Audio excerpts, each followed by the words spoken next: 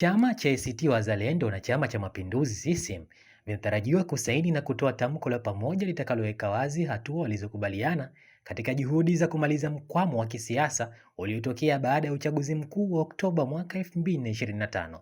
Kupitia taarifa yake, ACT Wazalendo imesema tukio hilo litakalofanyika kesho Alhamisi ya tarehe 9 Julai 2026 litakuwa na ukurasa mpya wa kihistoria kwa Zanzibar na Tanzania kwa ujumla.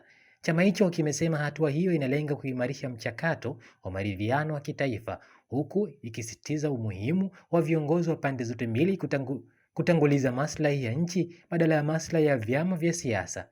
ACT Wazalendo imesema viongozi hao wameonyesha busara kwa kuchagua njia ya mazungumzo badala ya migogoro, na kwamba suluhu inayopatikana kupitia amani na majadiliano huwa na thamani kubwa na ya kudumu.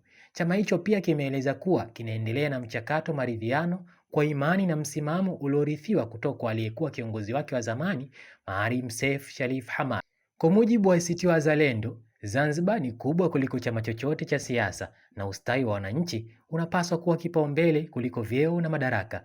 Aidha, chama hicho kimewashukuru wananchi wa Zanzibar, hususan wanachama na wafuasi wake kwa kuonesha uvumilivu, utulivu na imani katika mchakato huo uliodumu kwa takribani miezi 8. ACT Wazalendo imewataka wananchi kulipokea tamko hilo kwa moyo wa utulivu, kulijadili kwa staha na kufuatilia utekelezaji wake kwa karibu ili kuhakikisha malengo yaliyokusudiwa yanafikiwa.